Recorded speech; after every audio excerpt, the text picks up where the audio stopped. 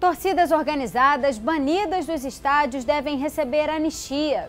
Comissão de Direitos Humanos recebe estudantes universitários para mostrar trabalho desenvolvido no parlamento. E as dicas da nossa agenda cultural, que este final de semana tem espetáculo celebrando o centenário de José Saramago e a peça falando da infância de Elza Soares. O Jornal da Alerj está começando agora.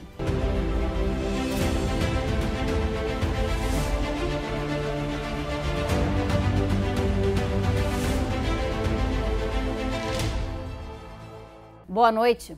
O plenário da Alerj aprovou nesta quinta o projeto que concede anistia às torcidas organizadas que foram banidas dos estádios e estão proibidas de frequentarem os jogos de futebol.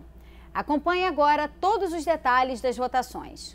Os parlamentares aprovaram nesta quinta-feira a redação final do projeto do deputado Renan Ferreirinha e do ex-deputado Renato Cozzolino, que pede a inclusão da educação financeira na rede estadual de ensino. O conceito de finanças pessoais, classificação de gastos, receitas e despesas, orçamento familiar, entre outros, devem fazer parte do programa voltado para jovens que vão do ensino infantil até o ensino médio. A matéria aprovada segue agora para análise do governador. A lei que estabeleceu regras para a entrada de torcidas organizadas nos estádios pode ser alterada. Entre as mudanças sugeridas pelos deputados Carlos Mink, Luiz Paulo e Zeidan estão a criação do Conselho Estadual dos Torcedores do Rio de Janeiro, que deverá fiscalizar o cumprimento da lei e das casas do torcedor para organizar os torcedores, mediar conflitos, promover oficinas e projetos sociais. A proposta também determina que os órgãos de segurança pública possam convocar reuniões com representantes das torcidas sempre que o evento esportivo apresentar risco potencial de conflito. O texto recebeu mais de 20 emendas semana passada e foi tema de audiência pública na última terça-feira. O projeto aprovado hoje vai para a sanção ou veto do governador. Nós aprovamos hoje uma lei que determina a anistia dentro da nossa possibilidade, que é a parte administrativa. E determinamos que seja feito um novo TAC. O Ministério Público concordou. Eles consideram que o TAC anterior, que foi o que levou à punição e ao afastamento, é ultrapassado, autoritário e tem que mudar. Então esse é o ponto comum. Teremos essa reunião na quarta-feira, que para mim é uma conquista, não é a nossa vitória completa, mas já é um primeiro passo para que a gente consiga, nesse novo TAC, né, garantir a participação das nossas organizações esportivas, nossas torcidas organizadas aqui no estado, para que possam ainda participar do final do campeonato, que está aí no final de outubro. É um direito do torcedor, né, as torcidas não podem ser criminalizadas e, mais do que isso, é a nossa defesa da democracia. Então, defender hoje as torcidas organizadas é defender um ato democrático e o direito do torcedor. A proposta do ex-deputado Paulo Ramos, que garante a validade da carteira e registro do bombeiro profissional civil até que seja definida por lei a competência para a formação e emissão de novos registros, recebeu 4 emendas e retornou às comissões. A profissão foi regulamentada em 2009, mas a Secretaria de Defesa Civil do Estado emitiu 2 resoluções que mudam as regras para habilitação e emissão das carteiras.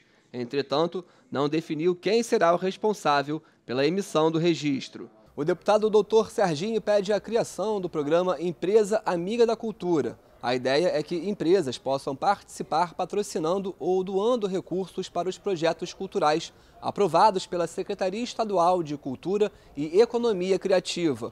O texto aprovado segue para análise do governador.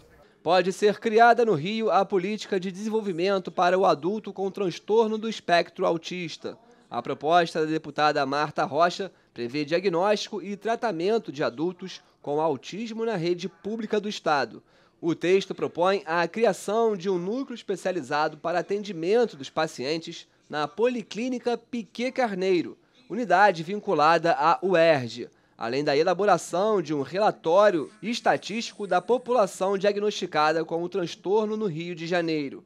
A proposta foi aprovada em primeira discussão e ainda precisa passar mais uma vez pelo plenário. Dentre aquilo que a gente quer alcançar a autonomia dessas pessoas, o desenvolvimento intelectual e social, quer alcançar o bem-estar dessas pessoas. Por que eu digo isso? Porque nessa situação há um expressivo número de pessoas que vão ao suicídio. Então a gente tem que ter não só um diagnóstico precoce e um diagnóstico robusto, fazer uma dinâmica para qualificar os profissionais, uma rede de atendimento a essas pessoas e trabalhar para a qualidade de vida, evitando suicídios. Podem ser criadas no Rio as Olimpíadas e Paralimpíadas Estaduais da Melhor Idade. As competições devem acontecer no mês de outubro, de preferência durante a Semana Internacional do Idoso. Além de jogos que demandam esforço físico, o projeto prevê também provas de bocha, xadrez, sinuca e outras modalidades. As Olimpíadas devem acontecer em todo o estado e as etapas finais na capital. O governo do estado deve ficar responsável pelas despesas com o transporte e estadia dos atletas. A proposta apresentada pelo ex-deputado Ronaldo Anchieta foi aprovada e segue agora para análise do governador. A tecnologia a serviço do homem. Foi com esse pensamento que a Escola do Legislativo promoveu uma aula sobre o uso do carro autônomo, uma realidade em fase experimental nos Estados Unidos. A empresa Tesla foi a primeira a desenvolver o chamado carro-robô, que não precisa do homem para ser conduzido. No Brasil, a tecnologia 5G, que começa a ser disponibilizada em alguns estados, vai ajudar em muito essa modernidade.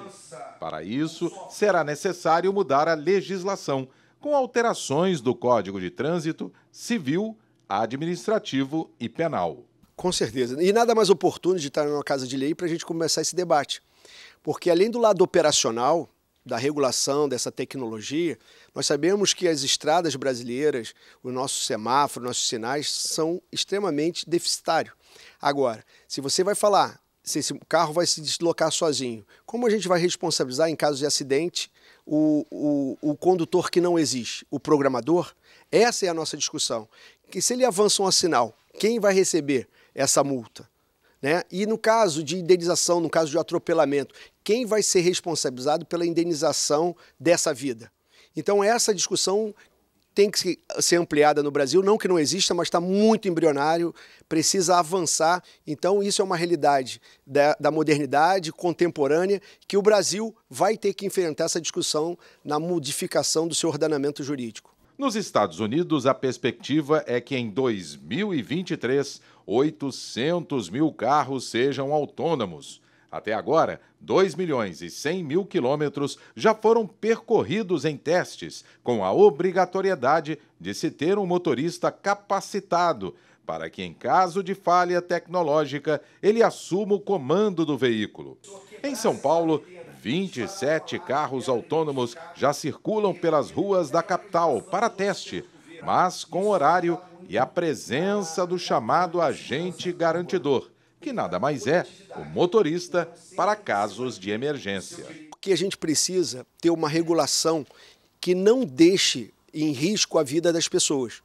A gente sabe que acabou de chegar no Rio de Janeiro a internet 5G e qualquer falha no sistema, isso implica num defeito da tecnologia embarcada. Então nós precisamos, antes de liberar para esses carros circularem, que essa tecnologia que vai ser remota, o controle vai ser remoto, via satélites, talvez de outro país, nós temos uma preocupação de preservar a vida humana. Não só das pessoas que vão estar dentro do carro embarcada, mas das que vão estar ao redor de estar fora. Em 2017, foi criada a Resolução 717 do CONTRAN, Conselho Nacional de Trânsito, que criou um grupo de trabalho para o chamado carro autônomo. Em 5 anos de vigência, pouco se fez sobre o assunto. Esse grupo teria que ser mais dinâmico, apesar dos anos terem passado, ele não produziu nada objetivo em relação à implementação dessa tecnologia nas nossas estradas. O que vem fazendo são as grandes empresas de tecnologia, como a Tesla, a Microsoft, hoje perceberam que é um nicho de comércio, estão investindo, fazendo o seu próprio compliance. Elas estão fazendo uma autorregulação. O Brasil não tem. Então nós precisamos agora mexer na nossa legislação. tanto administrativa, civil, penal, como na parte de regulação dessa tecnologia que vai fazer parte já da realidade do povo brasileiro.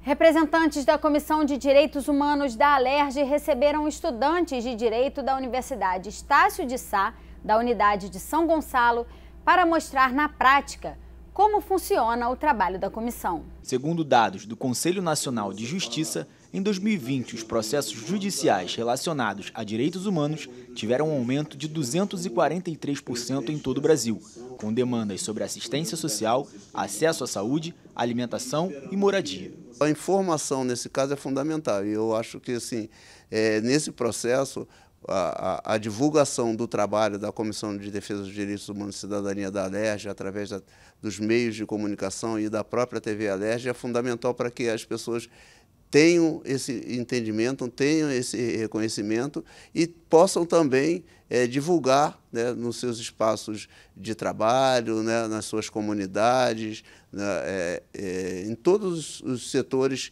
que elas frequentam, que existe, que ela tem, é uma pessoa portadora de direito e que ela pode acessar esses direitos e que tem esse canal a partir da Comissão de Defesa dos Direitos Humanos e Cidadania da Assembleia Legislativa do Estado do Rio de Janeiro. Para o professor de Direito, Marcelo Garcia, é importante os alunos terem essa dinâmica fora de sala de aula e, principalmente, aprender sobre a defesa dos direitos humanos e da cidadania na Assembleia Legislativa, a Casa do Povo. Muito importante a gente poder propiciar, né, e abrir esses espaços que são espaços institucionais, que normalmente esses alunos não teriam acesso tão fácil, para que eles possam dialogar com a Comissão de Direitos Humanos, conhecer concretamente como as violações de direitos humanos no Rio de Janeiro acontecem e, principalmente, como alunos e alunas de direito, com o que eles vão lidar depois de formados, né? Porque, enfim, não se tem tanto contato com violações de direitos humanos dentro do dia a dia, né, desses alunos. Representante da Comissão de Direitos Humanos, Mauro Pereira destacou a importância desse trabalho para assegurar, por meio de políticas públicas, organizações da sociedade civil, instituições do Estado, o acesso da população aos direitos estabelecidos na Constituição. Esse papel que a comissão desenvolve pela população é o que falta o Estado reconhecer, que essa pessoa que chega na comissão é porque está faltando lá fora, não ter o seu direito reconhecido, a dignidade da pessoa humana pelo qual é ferido, né? Que o Estado todos os dias fere esse direito. Então a comissão faz esse papel de assistir, de dar acolhimento, de dar aconchego, de dar carinho, de dar assistência aqui para eles. Então quando eles chegam até que essa comissão é porque todas as portas lá fora estão fechadas e encontraram uma porta aberta para eles. Esta semana, o ônibus da Comissão de Defesa do Consumidor da Alerj vai atender gratuitamente a população de Seropédica. Na sexta-feira, o veículo vai ficar estacionado na Praça Nildo Campos, no centro, das 9 da manhã às 5 da tarde. No sábado, o atendimento vai ser feito na antiga estrada Rio-São Paulo, número 26, no Campo Lindo, na altura do quilômetro 40, das 9 da manhã às 3 da tarde.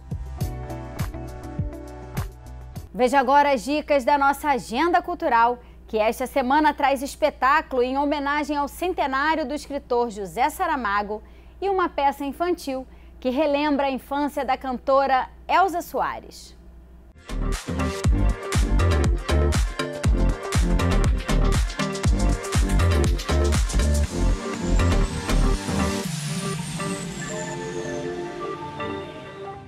A Agenda Cultural está de volta e com mais dicas imperdíveis para essa semana.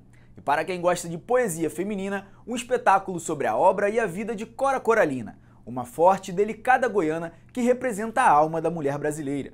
Raquel Penner bebe na fonte de Cora Coralina para encontrar inspiração no seu primeiro monólogo. Uma sabedoria. Fazer bem feito tudo o que houver de ser feito. Cora do Rio Vermelho tem 3 apresentações no Teatro Café Pequeno, no Leblon. O CCBB recebe Caim, obra de José Saramago. Se cá cheguei, foi por um milagre do Senhor. O monólogo interpretado pelo ator Henrique Pagnottelli faz parte da programação oficial pelas comemorações do centenário de José Saramago. Caim lembra o estilo único do escritor que convida o público a pensar além das palavras. Sucedeu, então, algo até hoje inexplicável. A temporada vai até 1º de outubro, de quarta a sábado às 7h30 da noite e domingo às 6 da tarde. E agora uma dica para as crianças. O espetáculo A Menina do Meio do Mundo celebra a infância de Elza Soares. Dindi, ela não tá entendendo nada. Não? Nem precisa entender. A resposta tá dentro de você. Depois de passar pela Zona Norte, o musical chega ao Teatro Clara Nunes, na Gávea, Zona Sul do Rio. A peça infantil narra a história de Elza Soares, que na infância acreditava que todas as luzes da cidade abaixo do morro onde morava eram estrelas. Canta, canta, que o samba alegra o seu coração. Teatro Clara Nunes, sábados e domingos, até 9 de outubro, às 4 da tarde. No coração do centro do Rio, acontece a peça Travessia Tiradentes, que aborda a relação da Praça Tiradentes com a cultura, o teatro e a arte em geral. Encenações, artes visuais e música ao vivo fazem parte da obra que retrata a efervescência cultural da Praça Tiradentes. Caros pedestres, estão preparados para essa viagem?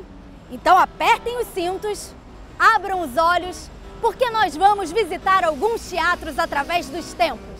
A peça itinerante acontece até o dia 1º de outubro, de quinta a sábado, às 4 da tarde.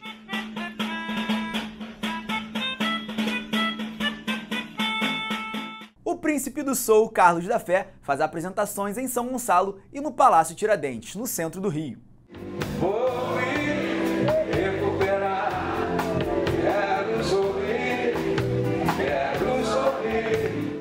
A música não existe sem o compositor. É claro, o cantor vai lá, mas se o compositor não escrever, não acontece. Eu sou um dos compositores também que estou nesse projeto, viu? Dia 25 de setembro, às 20 horas, no Teatro Municipal de São Gonçalo. E dando sequência, no dia 6 de outubro, aqui na cidade do Rio de Janeiro, na 1º de março, a antiga Assembleia Legislativa, vai rolar também Viva o Compositor Brasileiro, certo? Às 20 horas. Venham todos, Carlos da Fé. E a Feira de Vinil do Rio está de volta, e dessa vez homenageando os músicos Antônio Carlos e Jocafe, pelos 55 anos de carreira. Depois de um jejum de quase 3 anos por conta da pandemia, a Feira de Vinil retorna ao casarão do Instituto de Arquitetos do Brasil, o IAB. Nesta edição, vai receber a dupla baiana Antônio Carlos e Jocafe, para uma sessão de autógrafos e homenagens.